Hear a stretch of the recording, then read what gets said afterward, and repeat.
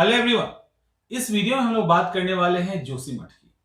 जोशीमठ में जिस तरह से बिल्डिंग्स में क्रैक आ रहा है, फर्श में क्रैक आ रहा है, होटल धंस रहे हैं, रोड धंस रहा है, ये एक अलार्मिंग सिचुएशन है।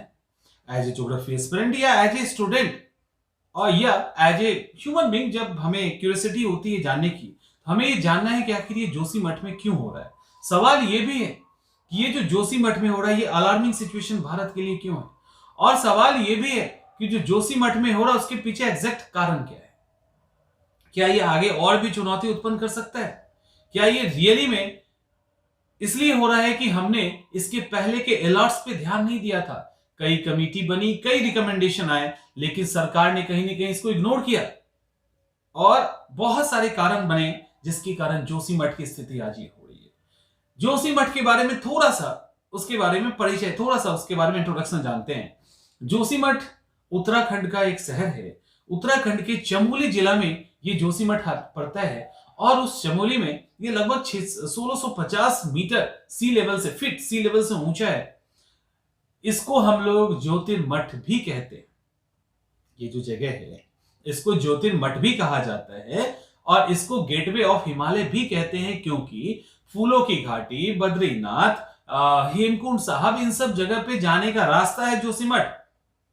जोशीमठ से मात्र 100 किलोमीटर दूर भारत और चाइना का बॉर्डर है और वहां उसी के बाद आगे जाने के बाद माना गांव आता है, जहां पे लास्ट चाय की दुकान है, आपने नाम सुना होगा उसका। तो ये सारी चीजें, जोशीमठ इसके कारण काफी पॉपुलर हो गया। शंकराचार्य, जो आदि गुरु शंकराचार्य थे, उन्होंने यहां पे ज्योतिर्मठ, एक मठ की भी स्थापना की, इसीलिए इसका नाम ज्योतिर्मठ भी है। तो ये सब तो एक बेसिक जानकारी हुई ज्योतिष मठ की। अब जोशीमठ की अब सवाल ये उठता है कि आखिर ये जोशीमठ टूट क्यों रहा है, धंस क्यों रहा है? क्या इसके पहले जानकारी नहीं थी? सबसे पहले कारण को हम लोग देखें। अगर इसको आप ठीक से देखें तो ये जो जोशीमठ है, इसके पीछे कई सारे रीजन है, कोई एक रीजन नहीं, और कोई ऐसा नहीं कह सकते कि यही वो रीजन है। लेकिन बहुत सारे सर्वे, बहुत सारे रिपोर्ट और बहुत सारे भूगोलवेत्ताओं के बाद हमें कुछ रीजंस हम लोगों ने सॉर्ट आउट किए हैं कि ये सारे कारण हो सकते हैं। जिसमें पहला है, इसमें सबसे इंपॉर्टेंट रीजन और जो प्लेट टेक्टोनिक्स से जुड़ा हुआ है, काफी सटीक रीजन है, वो ये है कि प्लेट्स की स्थिति बदल रही है। प्लेट्स के अंदर स्थितियों में बदलाव आ रहा है। अब सवाल है, ये आप जो इमेज देख रहे हो, हम लोग जो इस धरती पे हैं, तो हम लोग को लगता है यहां कुछ भी कर दो कोई फर्क नहीं पड़ता, लेकिन फर्क पड़ता है। इसके ऊपर जितना वजन डालेंगे वो, मतलब इसके पीछे अनलिमिटेड वजन नहीं डाल सकते, क्योंकि हम जो हैं खड़े हैं वो टुकड़ों पे खड़े हैं। ये पूरा जो अर्थ है ना, वो टुकड़ों में बटा हुआ है। लिथोस्फीयर छोटे छोटे टुकड़ों में है, लाइक अफ्रीकन प्लेट है, यूरेशियन प्लेट है, ऑस्ट्रेलियाई प्लेट है, उत्तरी अमेरिका प्लेट है। ये प्लेट्स हैं, उस पे हम खड़े हैं। उसी तरह से ये बड़े प्लेट्स का नाम हमने आपको बताया, ऐसे ही छोटे छोटे प्लेट्स होते हैं। एक बड़ा रीजन प्लेट टेक्टोनिक्स बताया जा रहा है। प्लेटें एडजस्ट हो रही है, उसके पीछे कारण क्या है? एक है कारण कि ये जो भूकंप जोन है हमारा, उस भूकंप जोन में 5 नंबर पे आता है, यानी बहुत अधिक जोखिम वाला इलाका है ये, पहला। दूसरा, यहां पे काफी ज्यादा माइनिंग हो रहा है, खनन बहुत अधिक हो रहा है, उसके कारण यहां इंबैलेंस बिगड़ रहा है। तीसरा कारण यहां पे है, ये जो माइनिंग हो रहा है और यहां पे 4 धाम यात्रा के लिए रोड बनाया जा रहा है। रोड तो पहले भी था, लेकिन एक कुछ सीजन में वो डिस्टर्ब हो जाता था, तो अब इस पूरे सीजन में वो रोड काम करे, इसके लिए बड़े पैमाने पे कटाव हो रहा है, खनन हो ही रही है, कटाव हो रही है। और ये कहा गया कि यहां पे जो केदारनाथ वाली त्रासदी हुई थी, इन सब के कारण पानी नीचे से, जमीन के नीचे से जमीन को काट रहा है।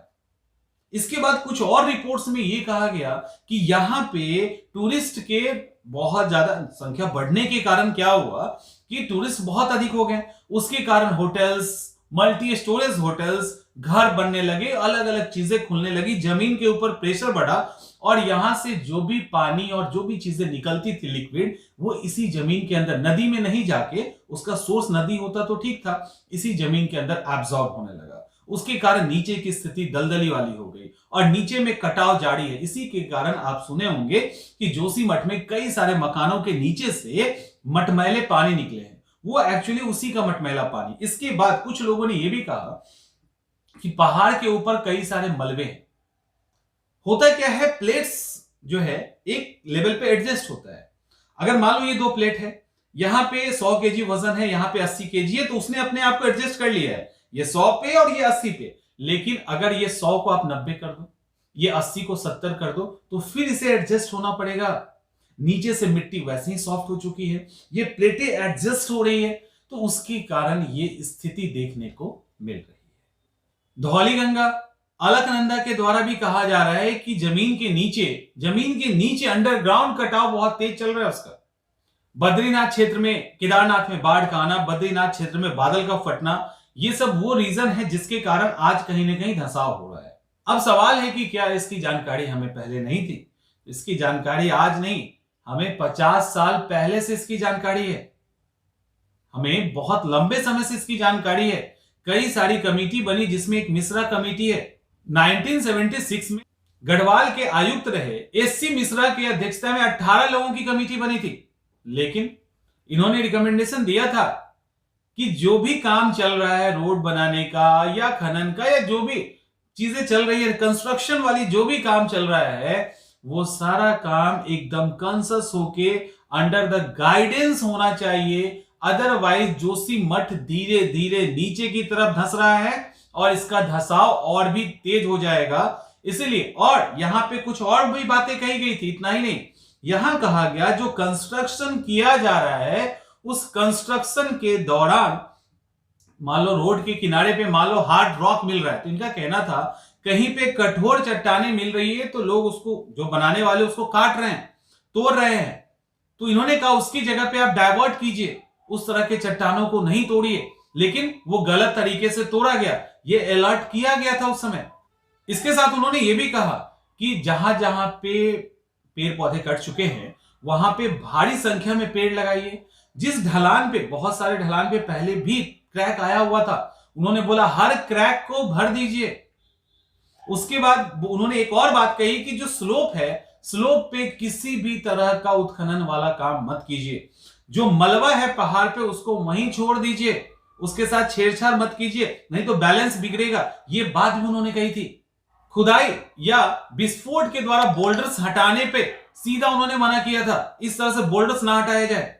तो ये सारे तो उस कमेटी के थे। इसके अलावा जोशीमठ बचाओ संघर्ष समिति भी बहुत लंबे समय से स्ट्रगल कर रही है। वो बार बार कह रही है कि जोशीमठ धंस रहा है, बर्बाद हो रहा है, सरकार ने ध्यान नहीं दिया। इसके अलावा एक और कमेटी बनी थी, वो थी डॉक्टर स्वप्ना मिता चौधरी। एक्चुअली उन्होंने स्टडी किया था जोशीमठ पे, स्टडी करके अपना रिपोर्ट सरकार को भेजा था, आपदा विभाग को भेजा था, बट उसका क्या हुआ कोई खबर नहीं। अब सवाल उठता है कि ये इतना बड़ा खतरा कैसे है? सवाल का जवाब ये है, ये इसीलिए इतना बड़ा खतरा है क्योंकि दिक्कत क्या हो रही है, ये जो जोशीमठ में दरार आ रहा है ये बढ़ता जा रहा है।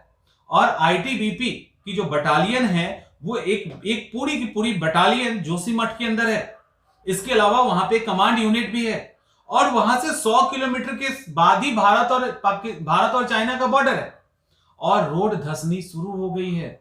वहां पे जो रोड है इंडिया चाइना बॉर्डर की तरफ जो जा रहा है वो रोड भी धंस रहा है, इन फ्यूचर वो भी धंस सकता है। तो फिर वहां सिक्योरिटी का इश्यू आएगा, हमारे सैनिक कैसे पहुंचेंगे, कैसे जाएंगे? तो वो जो सीमा है, वो जो बॉर्डर है वो सेफ नहीं रहेगा। ये एक बड़ी समस्या है क्योंकि जोशीमठ के बाद माना गांव स्टार्ट होता है, माना गांव के बाद फिर कोई जाता नहीं है, सिविलियंस तो जाते नहीं है, उसके बाद आर्मी वाले ही जा सकते हैं। तो ये इश्यू वहां पे है। तो इस तरह से जो दिक्कत आनी शुरू हुई है ये एक्चुअली दिक्कत अभी कंटिन्यू रहेगी क्योंकि हमें बहुत अच्छा लगता है पहाड़ पे चौड़े रोड पे जाना, लेकिन उस चौड़े रोड को बनाने के बाद, उस बनाने के दौरान जो एनवायरनमेंट में नुकसान हो रहा है, जो प्लेट्स का बैलेंस बिगड़ रहा है, उसका एक नतीजा था। आज बिहार, यूपी, बंगाल ये भी उसी दलदल पे बसा हुआ है, ये भी दलदल पे बसा हुआ है और यहां पे भी जो मल्टी स्टोरेज बिल्डिंग्स बन रही है, इन फ्यूचर ये यहां पे भी उस तरह का खतरा आएगा, अभी नहीं बट आएगा। तो इस तरह से जो हिल स्टेशंस हैं उनकी एक कैपेसिटी होती है, उस क्षमता से जब वो बाहर जाएंगे तो बैलेंस इसी तरह से बिगड़ता है। और अगर पेड़ बहुत काटे गए, दरार लगातार आ रहा है, तो ये तय बात है कि आज न कल उसको कुछ ना कुछ फेस करना है। जोशीमठ इसका एग्जाम्पल है और हमें इससे सीख लेके, यानी सरकार को सीख लेके आगे भी कई सारे ऐसे टाउन हैं जो ये खतरे का सामना कर सकते हैं, उसको अभी रोका जा सकता है समय रहते। तो ये था जोशीमठ की कहानी। जोशीमठ में जो क्रैक आ रहे हैं उसके पीछे का रीजन। होपफुली कि आप चीजों को समझ गए होंगे। इसी तरह के वीडियोस के साथ हम लोग आते हैं।